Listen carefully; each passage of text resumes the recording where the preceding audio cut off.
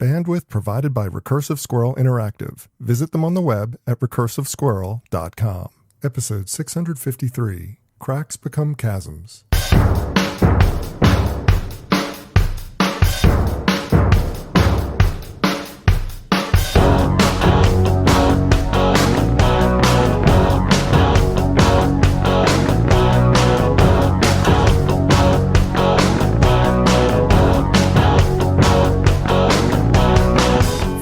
November 8th, 2021. It's time for this week's edition of the BeanCast, a weekly discussion about the news and issues facing marketers today. I'm your host, Bob Norton.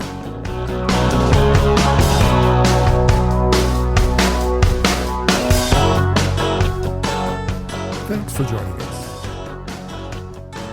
With Walmart's acquisition of Botmock, the gauntlet has been thrown down on voice applications across the retail environment. The question is, though, even with a no-code solution, will marketers know what to do with the tech? Tonight, we'll discuss. Also, retailers growing their omnichannel media offerings for brands, managing flexible work schedules, the global rollout of Performance Max, plus this week's Fair, Fail, Foul.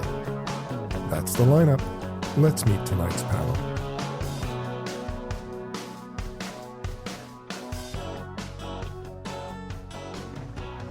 Thanks for joining us for this week's BeanCast. I'm Bob Norp, and with me on the panel for this evening, we start with the founder of Wealth Voice, voice marketing expert, Ms. Emily Binder. Emily, how are you? Great. Thanks for having me back, Bob. Always my pleasure to have you on the program.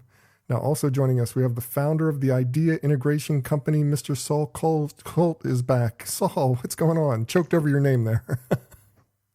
It's okay. I'm happy to be here, Bob. And finally, we have the executive producer and host over Joseph Jaffe is Not Famous, author, speaker, Mr. Joseph Jaffe himself. Hi, Joe. Hello, Bob. And for the listeners out there, I just have to say the last time I was on the show, I said I wasn't feeling too well before we went on air. And I ended up in the ER the next morning. So I'm actually feeling a little under the weather. But I'm 82.4% confident that I will not end up in hospital tomorrow. Well, we're hoping that the BeanCast does not kill another person. We haven't killed anybody. I think we're good. Well, let's jump right into Allegedly. Allegedly. We have no confirmation on any killings for the BeanCast.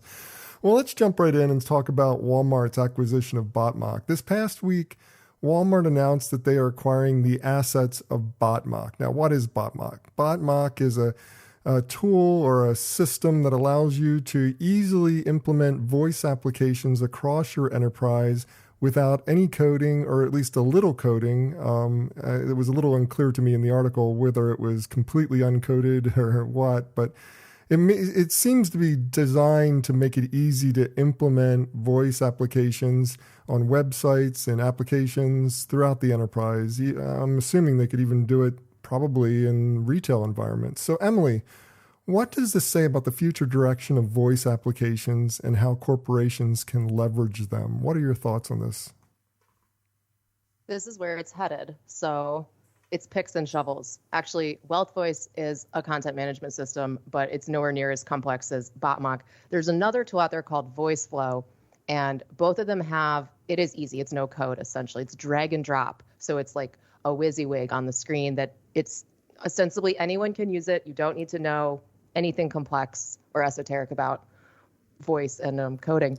So yeah, I know somebody who's at Botmock, and she's been in the voice space for a while, and I wasn't too surprised to see this. It's an easy way for Walmart to get this technology, and there's just a lot of money to be made. There's a prediction from, I want to say Juniper Research, that it's an $83 billion market, voice commerce, by 2023.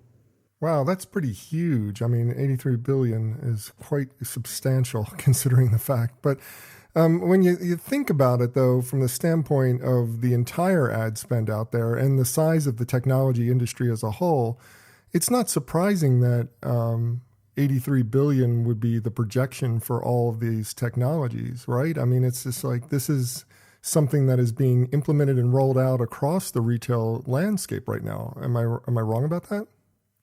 Oh yeah, definitely. And there's a lot of activity going on. I mean, we were even looking at like some of the top voice brands and apps that have been in the game for a couple years already. TD Ameritrade, Bank of America, Capital One. There's a lot going on in finance where people just want that convenience. And if Walmart is layering in all of that first party shopper data, it's huge. It's almost, it's definitely competitive to Amazon.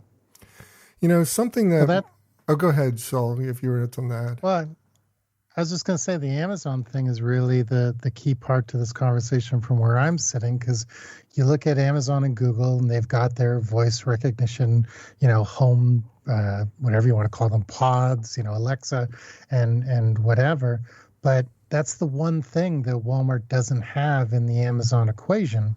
Walmart and Amazon go head to head. Obviously one's the biggest retailer in the world, brick and mortar. One's, I believe, the biggest retailer in the world, online. And, who goes one and two, flip sides all the time. But the one thing that Walmart did not have before this acquisition was that whole, thing that sits on people's desk, listens to you, talks to you, repeats back to you. And I know I don't see this as them actually coming out with home automation or anything under the Walmart brand, but it certainly puts them in that conversation with software and with, with applications. But why not? Why not come out with hardware? I mean, Joe, what would you say to that? Would hardware make sense for Walmart to come in and compete in that space, considering how vicious it is right now among all the players who are currently playing in there? I mean, I don't think they need hardware in the sense that everyone's got a mobile phone. In the sense that, I mean, there's so much to plug into or to layer on top of, or So and I think there's also an element. It's very interesting because I think there are these two, dare I say, meta trends. Maybe that was a bad choice of a word, but there are two trends that kind of operate above everything. One is this idea of recognizing that Walmart is an ecosystem, and with their size and their scale and their reach, they have the ability to create, and they have the ability to embed, and they have the ability to actually not necessarily become something other than a bricks and mortar or an omnichannel retailer, but recognizing that they have the ability to do so if they choose. However, and that's the second point, it's always important for companies to remember what business they're in and what business they're not in. Even go back to Nike very, very, not very quickly, but going down the whole fuel ban, going down the hardware road or path, and then realizing, wait a second, this is not the business we're in.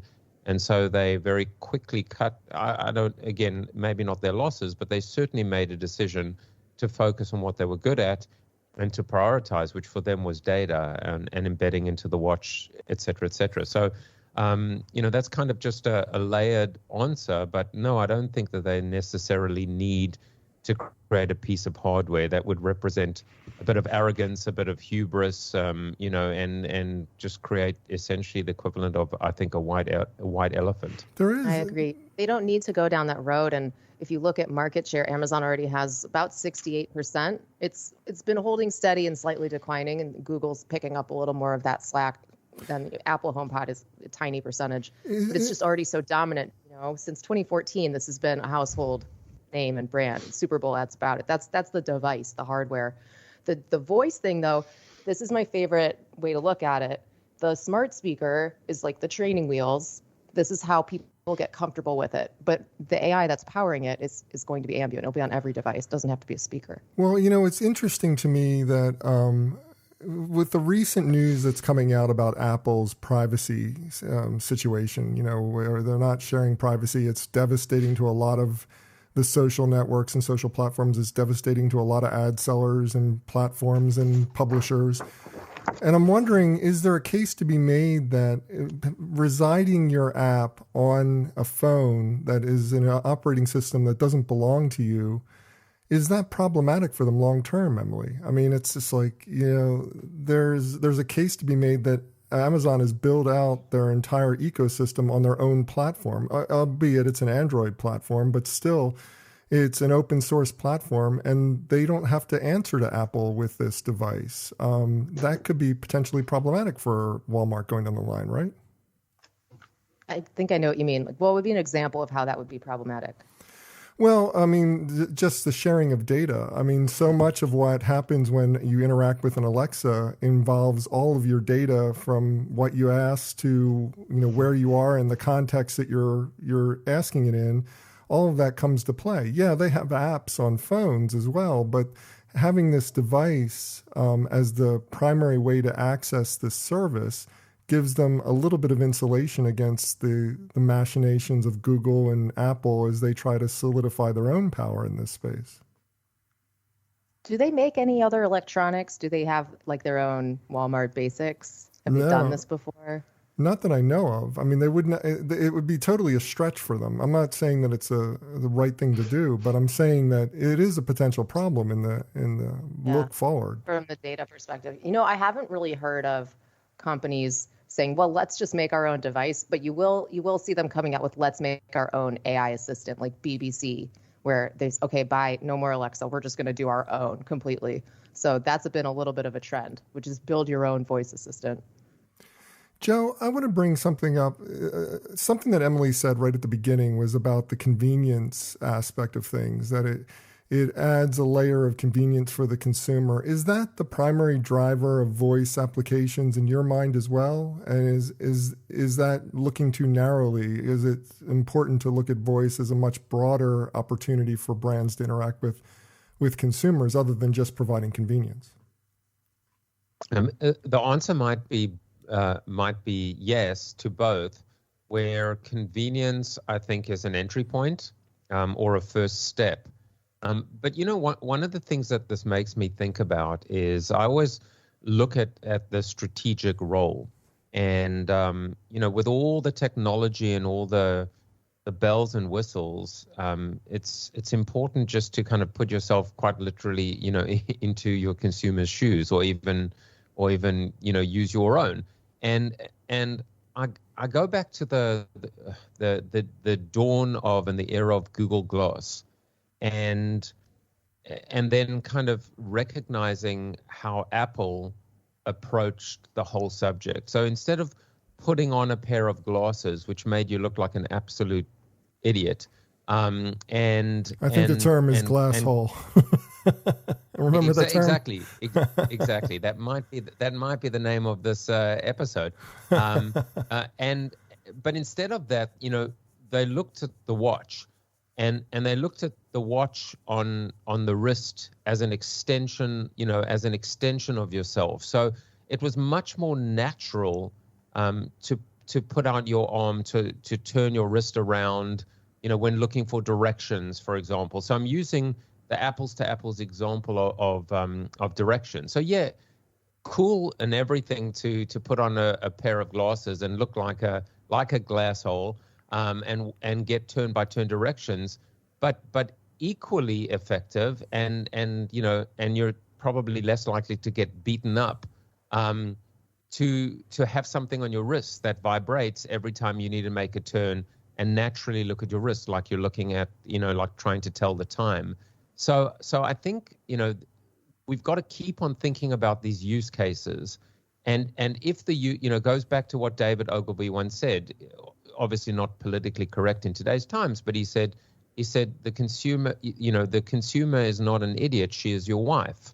And so when we kind of think about that, convenience makes a lot of sense. When you take your Apple TV remote, and for me, with my pseudo South African accent, I'm just amazed by how every time when I hit the little microphone and I say, open Squid Game or whatever I'm saying, or open an app, or it's perfect. It's absolutely perfect. And I think to myself, this is the way that this should be done. It's so much easier than those silly little letter by letter kind of typing along those two horizontal lines. So it is convenience, but I think it's more than that. It's convenience that actually respects and repays your consumer by making life easier for them. The thing that really on top of all of that accomplishes is for the first time ever, we don't have to speak the language of the computers. The computer becomes fluent in human language. Like typing ones and zeros, that's not human. That's computerese. Yeah, great point. Yeah, very, very good point. Well, let me ask, as far as, does this move follow the expected course of the technology or disrupt expectations, Emily? I mean, what's your thoughts on that? I mean, is this something that was totally expected and it's following the pre-prescribed course that you would have set for this technology going forward at this point? Or is there some kind of surprise here that maybe we're missing? I don't see a surprise. I've actually been surprised that this hasn't been happening faster and more. But the other thing about it all is the AI is getting better and better. The hardware is getting incrementally a little better with each version every time a new speaker comes out, let's say. But the thing that's still missing is the content. That piece has not quite been figured out yet. Something about short form audio, obviously, I think is one of the main ways to go, just from the content perspective of how do we make this so exciting and easy to use and informative and also convenient that we're starting to see some of our customers do a really good job with that. Just putting out, we call them broadcasts, like a 30-second update about the market. That's the kind of thing that voice is really handy for. So I want to get your last word on this in terms of what you see the opportunities being from a creative standpoint. I mean, how can this technology be put in play in ways that we're maybe not expecting? You know, because obviously it's going to show up on their website, it's going to show up in their app, but is it also going to show up in their retail environments, like I mentioned at the top? Is it going to show up at point of sale? Is there other types of opportunities, like maybe simplifying the checkout process at an automatic checkout machine? I mean, what do you see in terms of the creative possibilities for this technology? So I actually see it being, the sky's the limit. And when, Emily just said that, the content hasn't grown as fast as the hardware, I think that's really because, short form verbal dialogue is actually very difficult. To tagging back to what Joseph said, you have to have a beautiful voice if it's going to be commercial. It has to be really, really well written. Like, the reason I think podcasting took off is like people were really, long form is easy. You can talk for a long time and you can ramble and you can, beat around the bush. 30 seconds is actually probably harder than 30 minutes when you think about it. And that may not sound true, but 30 seconds is hard. And then you layer on music and performance and drama and all sorts of things to make it entertaining. There's a lot of work that goes into making. It's probably the same amount of work that would go into 30 seconds as it would go into something a little bit longer form. So I'd say doing 30 seconds really well, or doing any voice marketing really well, is probably much harder than a blog post. And that's why I don't believe it's been embraced the way it should be. That now I still think it's going to be embraced. And when you talk about things like checkout and all sorts of things, I think we're going to be talking to devices, we're probably a year away from never using a keyboard again, or maybe not a year away, but definitely in our lifetime and things like that. So I absolutely do think that this is going to be embraced and it's going to be pervasive everywhere. But it's the content piece that I've been really paying attention to, and I don't believe it's really taken off the way I thought. I'd say we're 2 years behind where I thought we were going to be. I thought these devices were going to be everywhere and everybody was going to be putting their budgets toward it, but I really don't. I've never had a client, like any client I've ever worked with, that's actually devoted a considerable budget to this medium.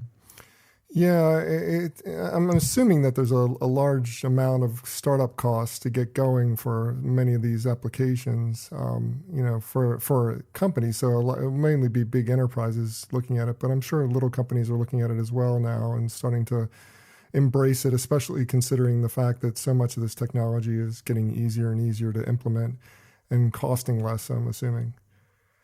Well, we're going to go up next and talk about another retail news item that was in the press this past week about omnichannel marketing. Apparently, a lot of retailers are starting to build out their media empires and trying to sell their many retail environments into the media mix for brands that are represented in their store.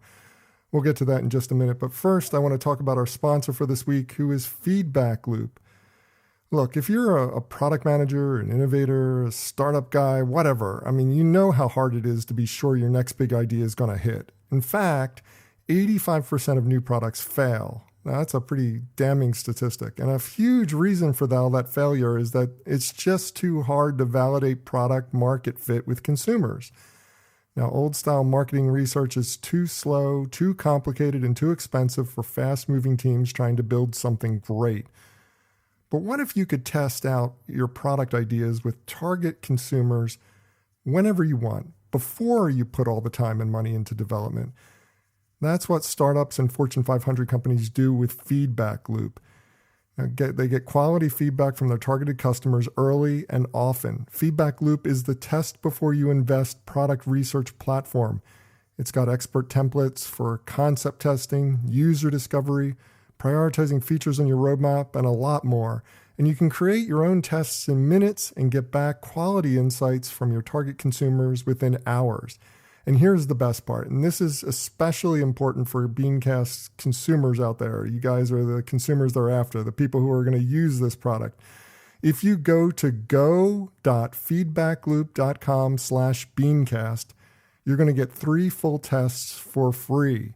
That's go.feedbackloop.com/BeanCast, and you get 3 full tests for free. So if you want your next product or feature to be a hit, test before you invest, build based on data, not opinion, and launch with confidence with Feedback Loop.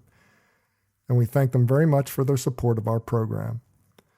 Well, as I was mentioning, retailers are starting to grow their omnichannel media offerings that they're putting out to brands. Kroger and Lowes are just the latest 2 U.S. retailers to look toward building out their media capabilities and provide enhanced omnichannel ad and marketing opportunities for their brand partners.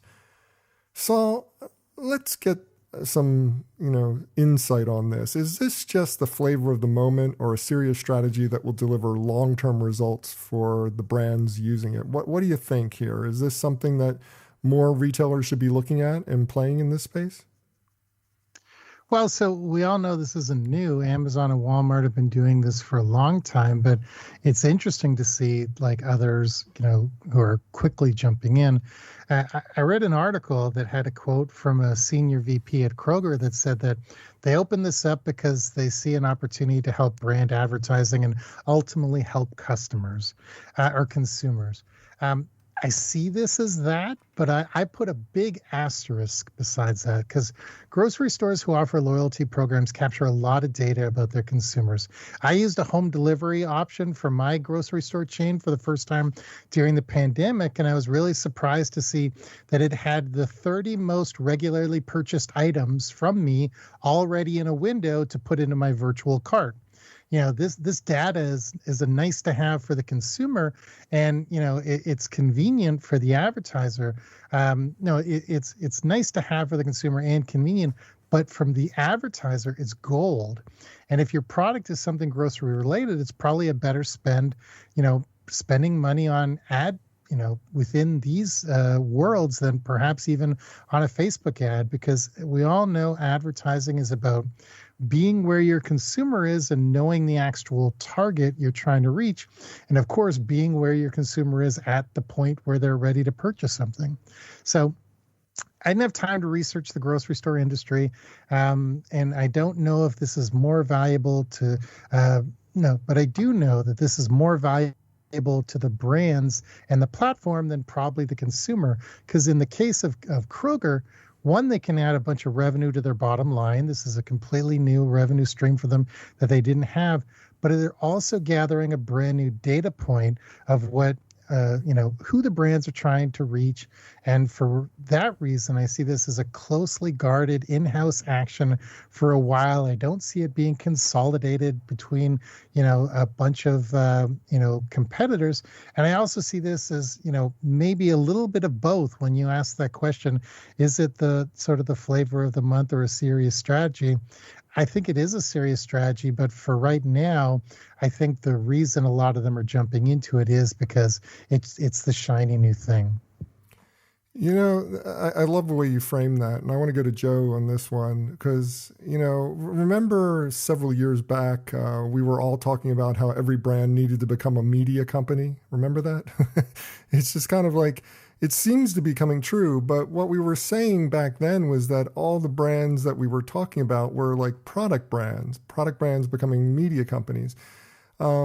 Were we missing the mark? I mean, is it brands that need to be media companies or retailers the more natural inclination, the more natural place to fit that media opportunity in where you become a media company because they have so much media assets in the retail environment? I mean, it was, I remember those conversations well. I also remember one of the most eventful speeches given to the industry, which I happened to be in the room at the time. I think he was the COO of Coca-Cola. His name was Stephen Heyer, and he turned around and he said, ABC, CBS, NBC, and they were all in the room, all their heads of sales. He said, "Why am I paying you? You guys should be paying me. Coca-Cola is the world's largest media company." And all he did was he lifted up a can of Coke and he said, "We have more impressions and generate more impressions on a daily basis than all of you guys combined." So the idea of reverse reach, if you want to call it that, theoretically makes sense.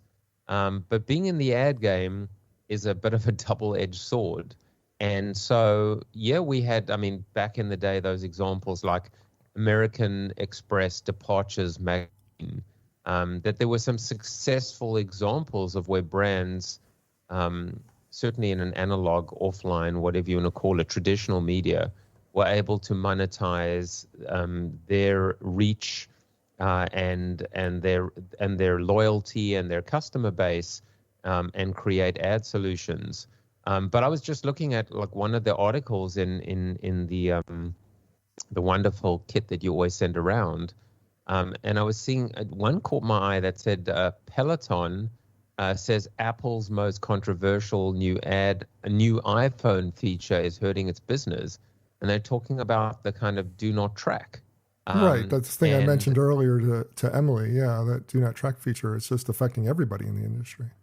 Right. So they're claiming that they're not able to attract subscribers quick enough or enough subscribers now to, so I think it's all interconnected. But I'll just say one more thing, which is I remember like right at the beginning, even in my first book, I said there are two truths about the ad game. I said, one, if given the choice, 10 out of 10 consumers would choose to ignore, eradicate, obliterate advertising. And two, I said advertising's not going away. So it's like kind of like the customer is always wrong, rule number two. The customer is always right, rule number two. If the customer is wrong, see rule number one. But I'm not sure that's correct anymore. I'm not sure that advertising isn't going away. I'm not sure. I certainly think something would replace it. But I just think this default, this assumption that it's here and it's here to stay. I think that's just a very, very flawed assumption. Just a very flawed assumption. So if retailers have always been doing this, even with coupons, et cetera, but it's just a very fine line to have to tread in this day and age. That's all. Yeah, it's almost like advertising needs to be a choice. Like when it's not a choice, it's not acceptable anymore. We need to start looking at it as a choice and a service, which gets me back to Emily. I mean, when we're talking about the omnichannel opportunities within a retail environment, I mean, I immediately go back to the first conversation about voice opportunities that are inherent in here.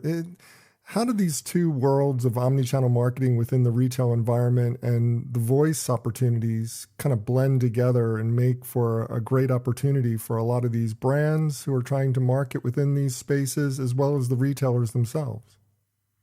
Well, if you look at Walmart as an example, Walmart Connect delivers a winning formula for marketers. It's reach plus data plus measurement.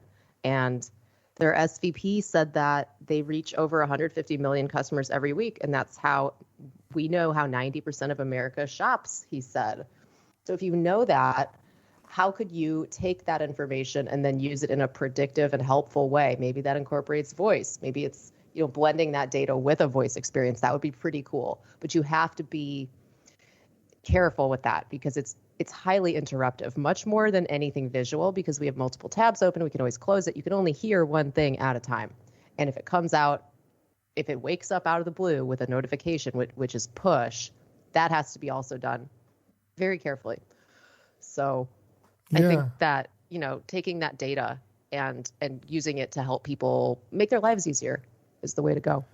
Yeah, it goes back to convenience, but it's also the choice thing I mentioned, that opportunity to have control over when you interact with the brand and making it more meaningful and more opportunistic to the situation that the customer finds themselves in, rather than forcing them to see a message or hear a message or somehow interact with you when they don't want to interact with you.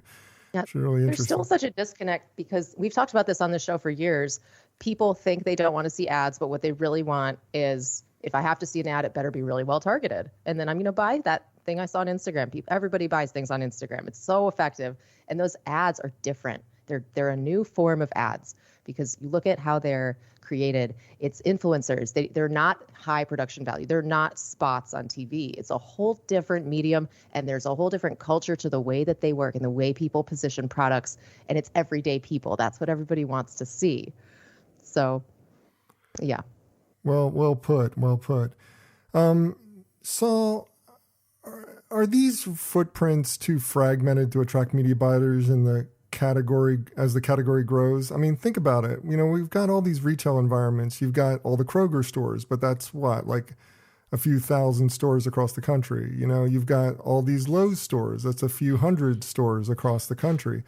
You kind of get to a point where this is way too fragmented with all these different retailers. You got to do a different deal with every single retailer.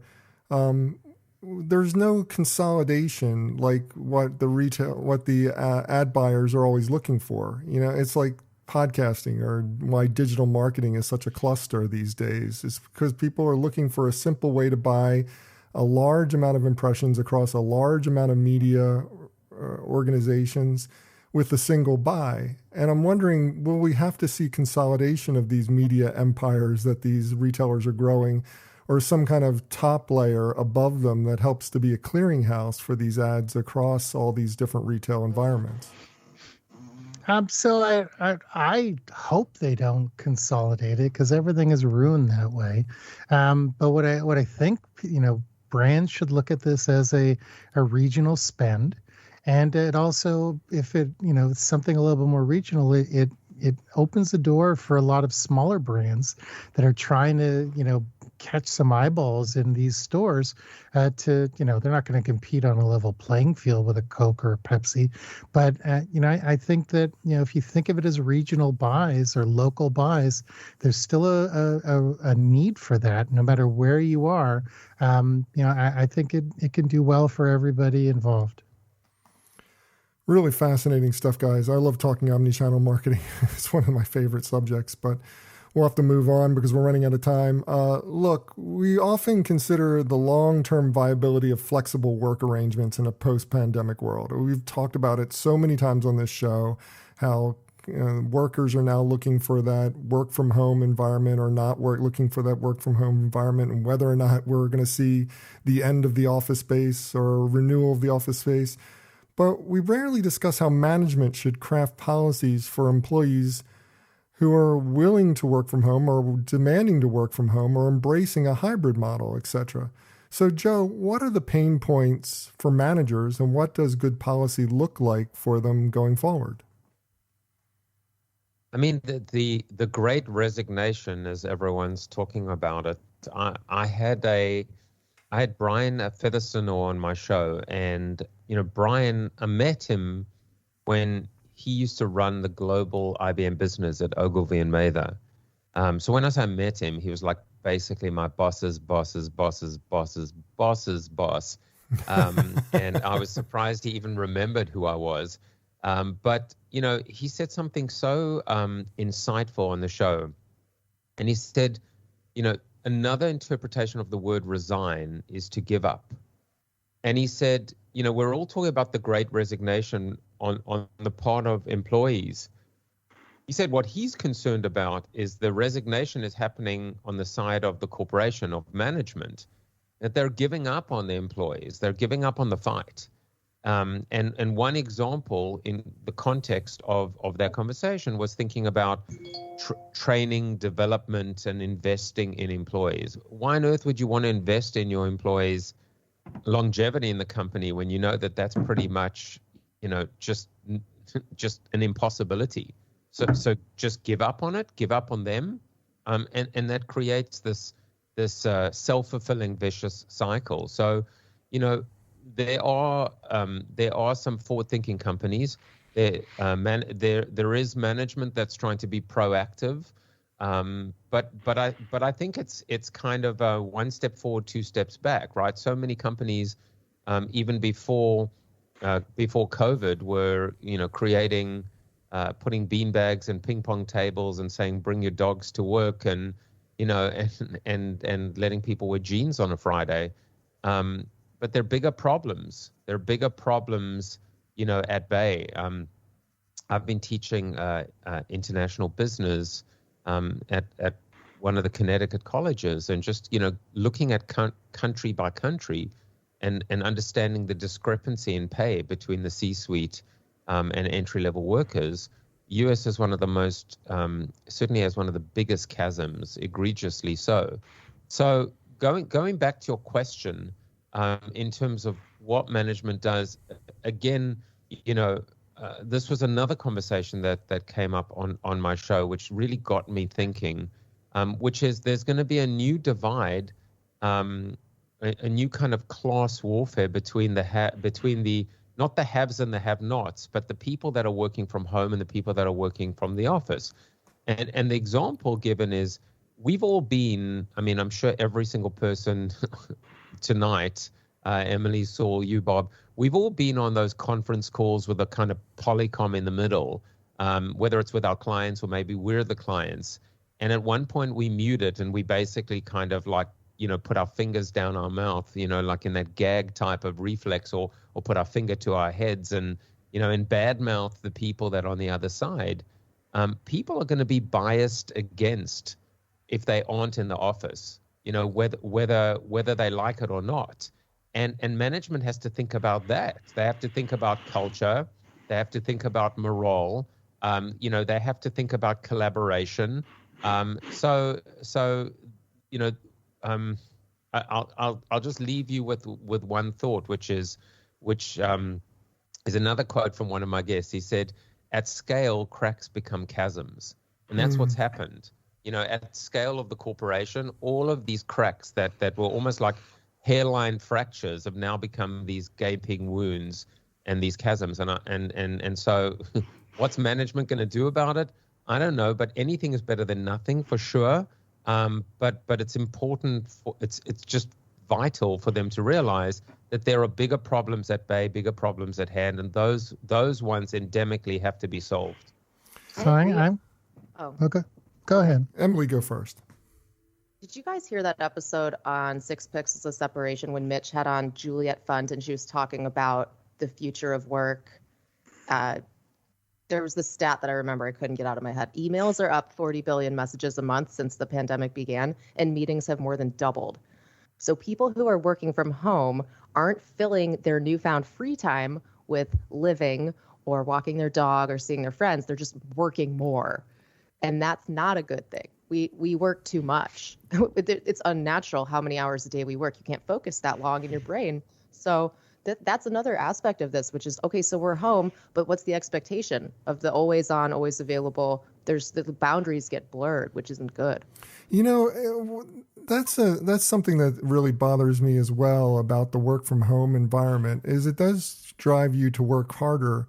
But is it really the problem of work from home, or is it the problem of people not setting their own boundaries? Like, I have the ability to work from home right now. I'm able to take off a half hour here and work out I'm able to get lunch. I'm able to take care of myself better. I'm able to make sure I'm, any number of things that I need to do to take care of myself during an average day are now more capable. But that's because I'm setting boundaries. What it sounds like is just people have really bad abilities of managing their own time, and that outside of the office, outside of the work environment, they don't have someone who's guiding them as effectively through that process of managing their time more effectively. Could that possibly be the... I don't know if it's as much that. I mean, it's certainly a part.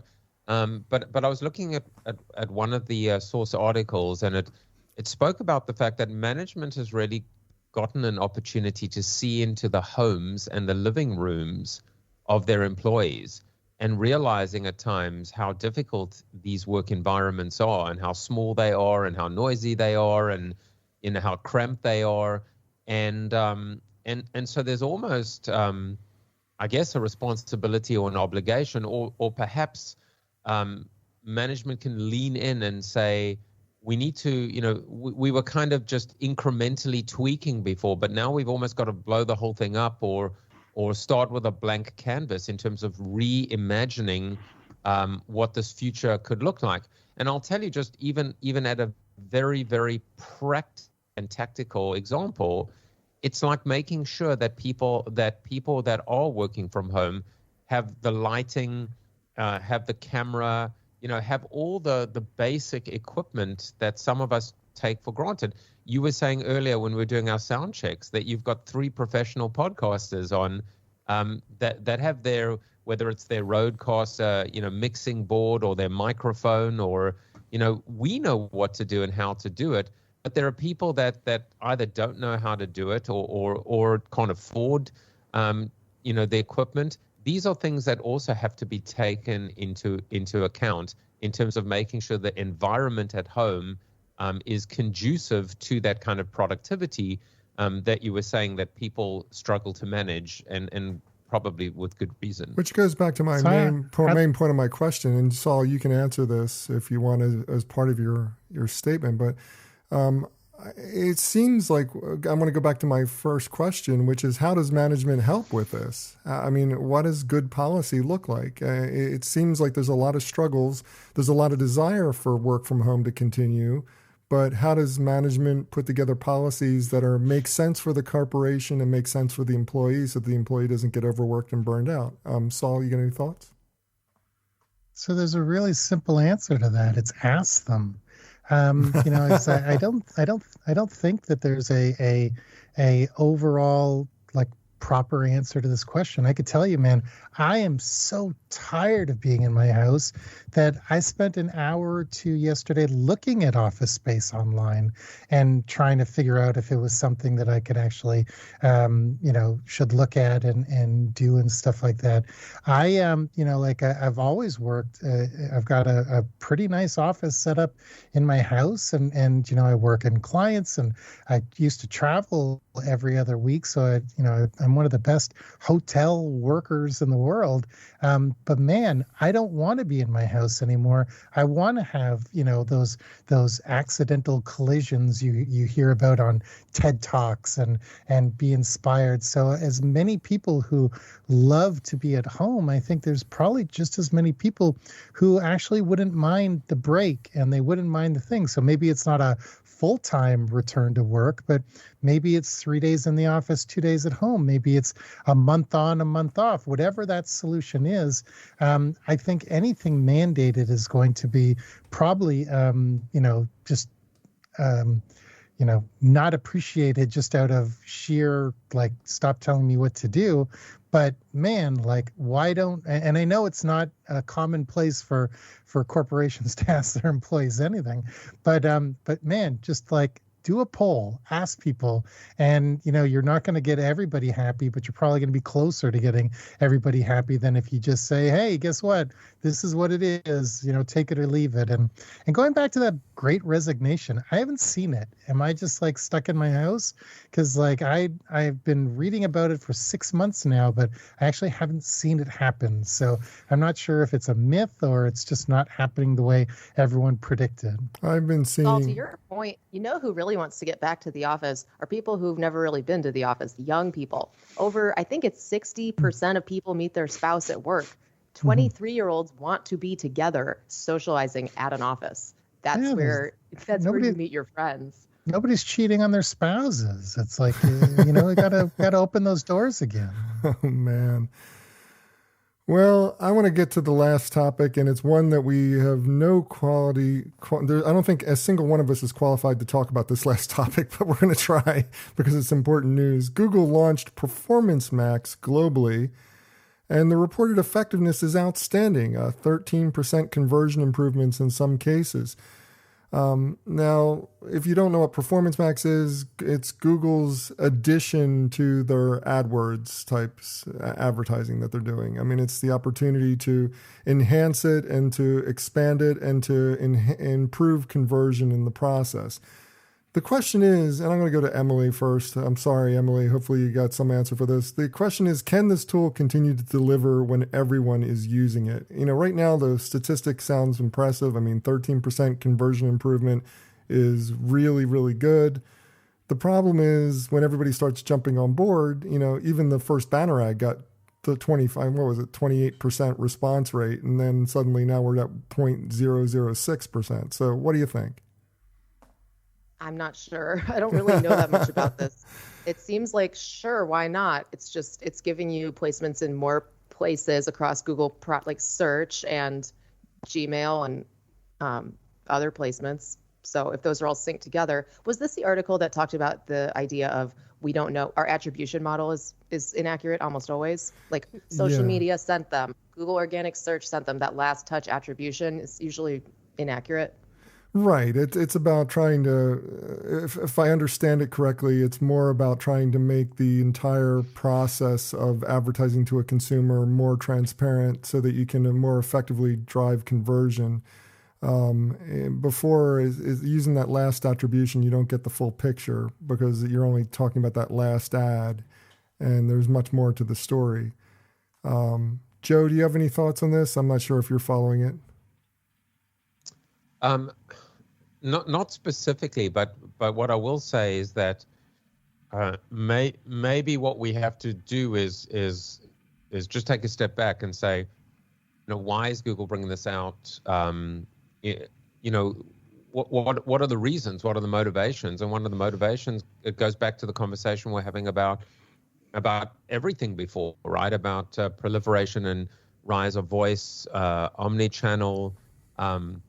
And also recognizing the power of, as we were discussing, of Instagram, right? Emily was talking about how ads, like what is this thing on Instagram, which when last I checked was not owned by Google, and so they are ads, but they're very different type of ads, and they're product and they're visual and they're working, and so. I mean, I think we'd all be fools if we didn't believe that it's like Apple's iPhone. Like the very first iPhone didn't have video. What, they didn't think that they didn't think people would ever want to shoot video, that photos would be enough? Of course they did.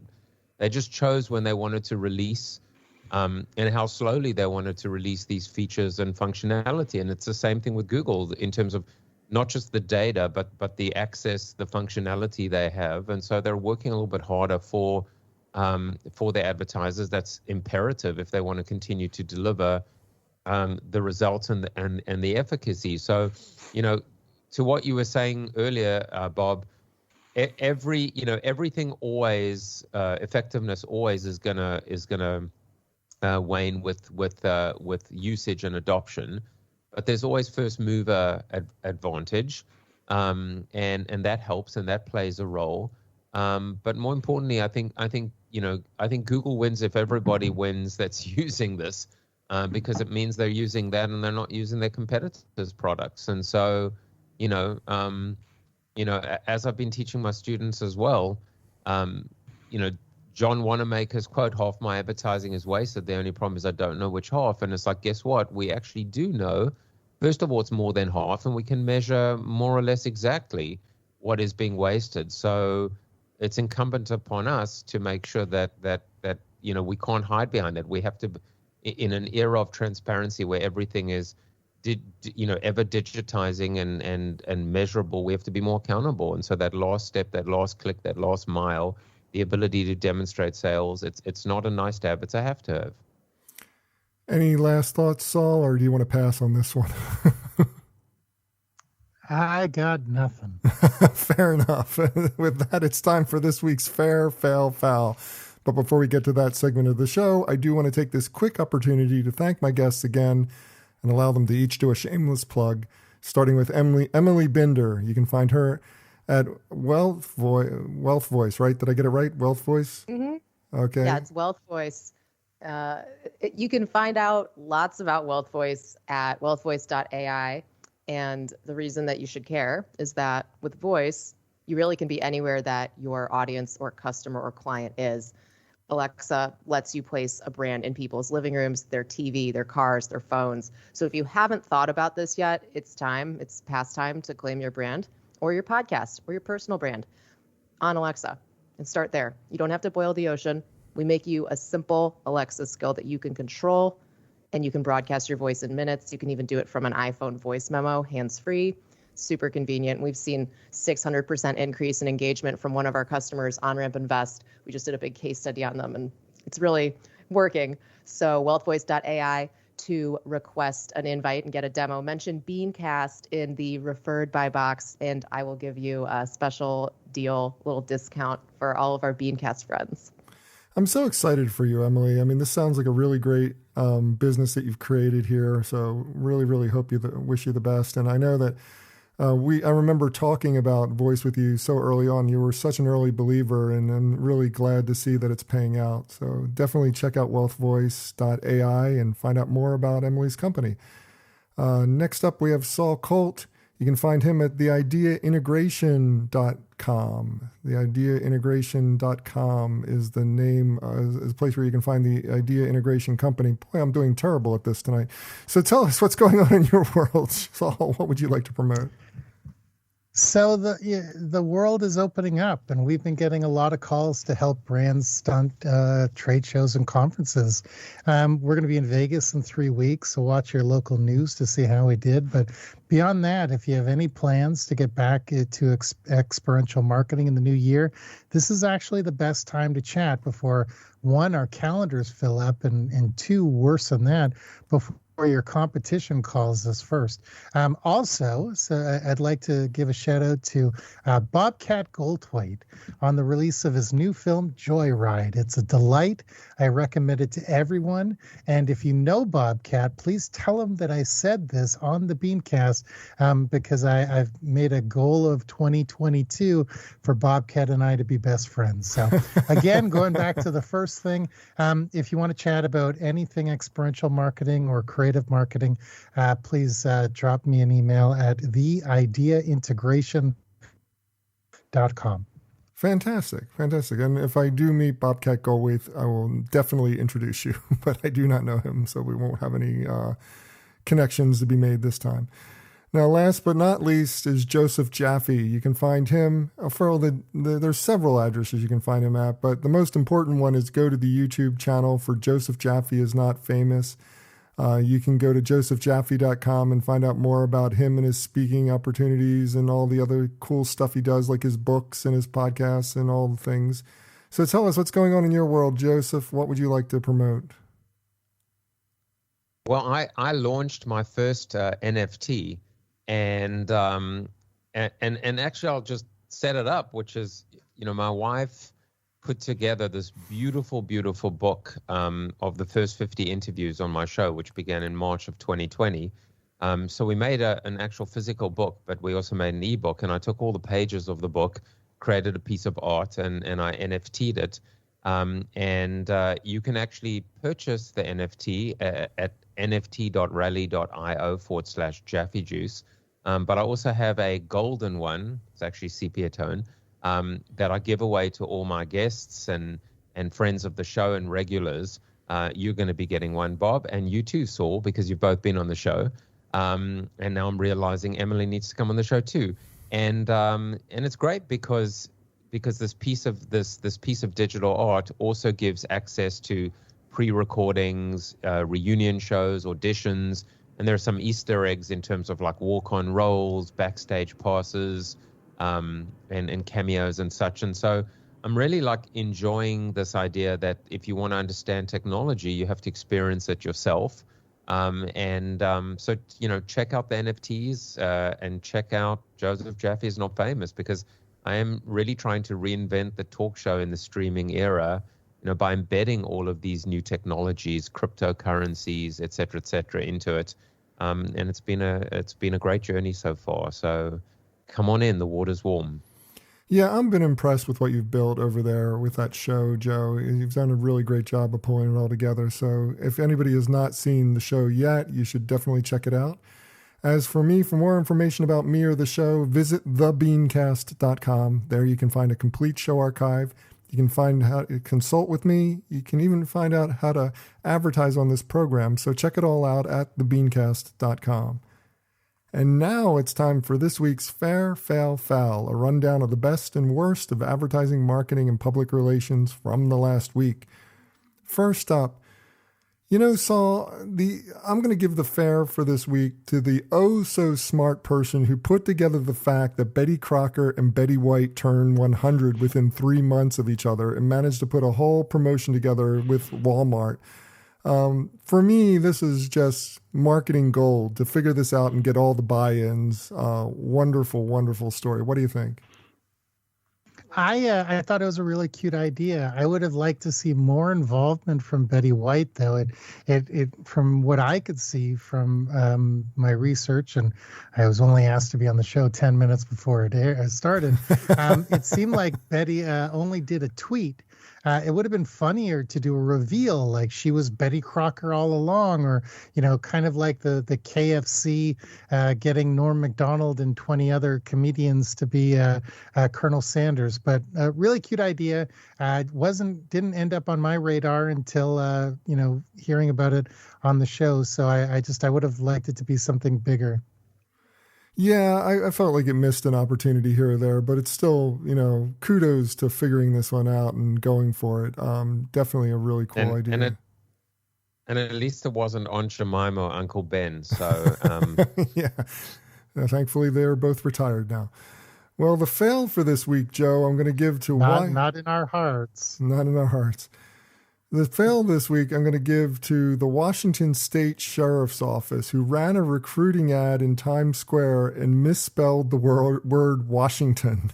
They dropped the G. How can you do this? I mean, I know how the stuff like this happens. I'm a copywriter in my past life. I know how to do copy. I know that you can make mistakes and stuff like this happens. But Joe, Washington, of all the things to misspell, you're the Washington State Sheriff's Office. What do you think? I mean, is there a comeback by saying, listen, you're not trusting us for our spelling and our math, right? I don't know, but I mean, I suppose if it was Washington D.C. and they spelled Washington C.D., I don't know. It reminds me of there was a whole series of jokes when I was growing up. Like it would be like like Bob rules okay. Like Mike, and then there was like Mike Tyson rules KO, the Queen rules UK, Flowers rule, bouquet, and then there was dyslexia rules KO. So I mean, it's you can try and make as many apologies as you can, but at the end of the day, you need to know how to spell the word Washington. I'll go one step further. I like the typo because no one would be talking about it if it wasn't there. So I'm not saying it was on purpose. I don't think they were that clever, but really, their goal was to get noticed, and they got noticed. Yeah, they certainly did get noticed. Now, the last one, I've got two fouls this week. I couldn't decide between the two of them because they're both pretty bad. So, Emily, I'm going to go to you with the first one. Australian burger chain Grilled broke several advertising laws in Australia when in their video, their ad featured a Ronald McDonald lookalike flashing kids in an alley. And then they had a grilled burger come in and save the day.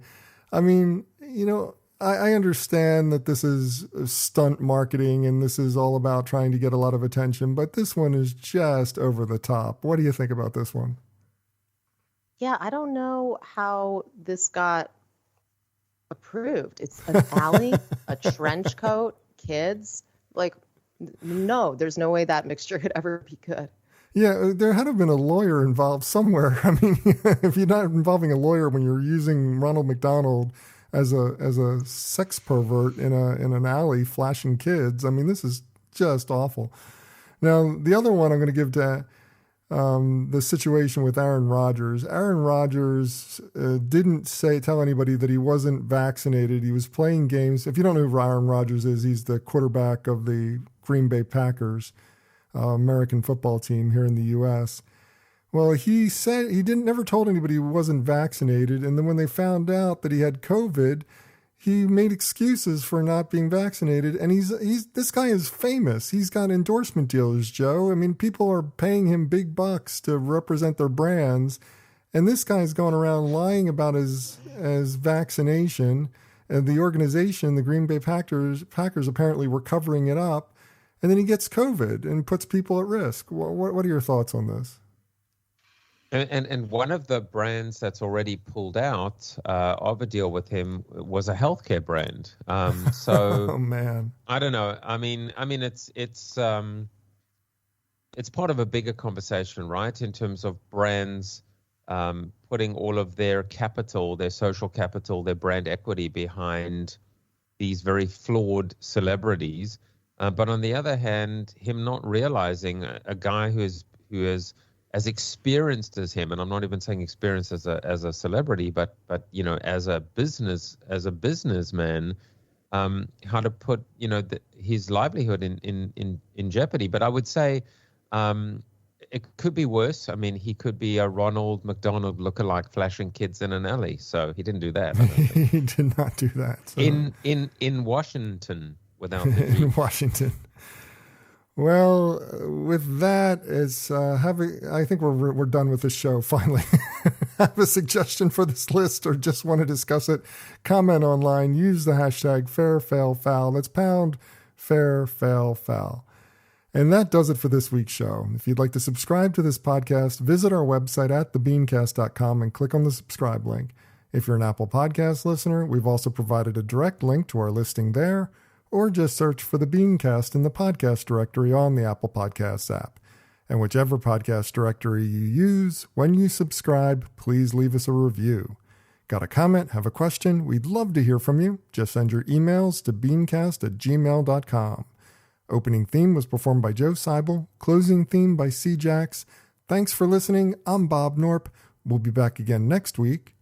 Hope you'll join us then.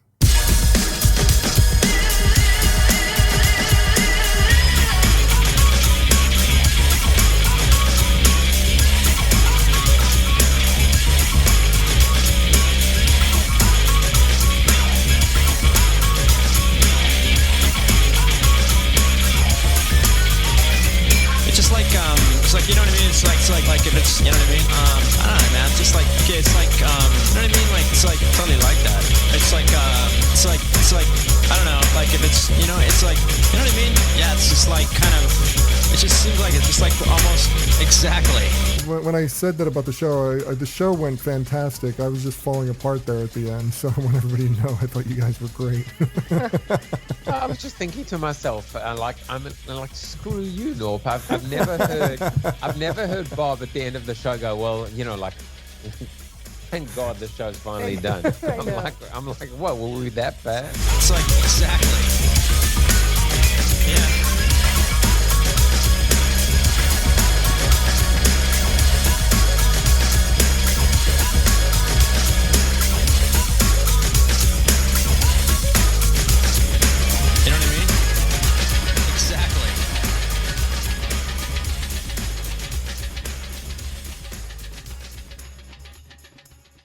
Cool beans.